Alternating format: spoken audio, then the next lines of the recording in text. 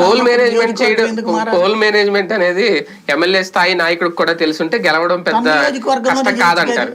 అదే తన నియోజకవర్గాలు ఎందుకు చేయలే? అదే తను గెలిచిన సిట్టింగ్ లో ఉన్న నియోజకవర్గాలు ఎందుకు చేయట్లా?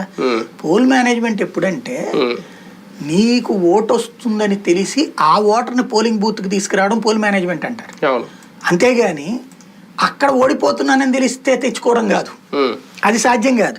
ఇతనికి అది తెలుసు కాబట్టి ఎప్పటికప్పుడు మార్చుకుంటాడు. చోడవరం దగ్గర నుంచి బిగిన్ చేస్తే ఇప్పటికి 4వ 5వ అయింది. అట్లాగే ఇది ఎవరికి వాళ్ళు చేసుకోవాలి. ఇంత ధైర్యం చేస్తాడని ఎవరు అనుకోలేదు జగన్. నేను చెప్పినట్టు ప్రజలలో ఒక అసంతృప్తి ఉంటది. ఈ అసంతృప్తికి మార్పే నియోజకవర్గాల మార్పు. గెలవలేము అనుకునే వాళ్ళకి పరీక్ష కదా, ఒక రకంగా భయపడే వాళ్ళకి పరీక్ష. వద్దు అనుకుంటాడు అప్పుడు గెలవలేను అనుకునేవాడు. గెలవలేడని ఎందుకు అనుకుంటాడు ఎవడైనా సరే? గెలవలేను అనుకున్నాడు వేరే సీట్ దాకెందుకు? ఉన్న సీట్లోనే గెలవలేను అనుకున్నాడు వేరే సీట్ ఎందుకు అంటాడు బేసిక్ గా?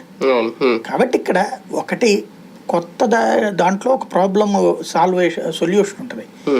ఎట్లా అంటే ఫర్ ఎగ్జాంపుల్ ఇవాళ చాలా చోట్ల క్యాడర్కి అసంతృప్తి ఎమ్మెల్యే మీద. క్యాడర్కి ఎందుకు అంటే వీళ్ళు మామూలుగా సోషల్ మీడియా ఇన్ఫ్లుయెన్స్తోనో సంథింగ్ వీళ్ళు పార్టీ క్యాడర్గా ఉండుంటారు. వాళ్ళని ఎక్కడా కూడా వీళ్ళు అసలు లెక్క చేయలే, నెగ్లెక్ట్ చేస్తూ వచ్చారు. అట్లా వచ్చినటువంటి వాళ్ళకి అకస్మాత్తుగా మార్పు ఎక్కడి నుంచి వస్తుంది?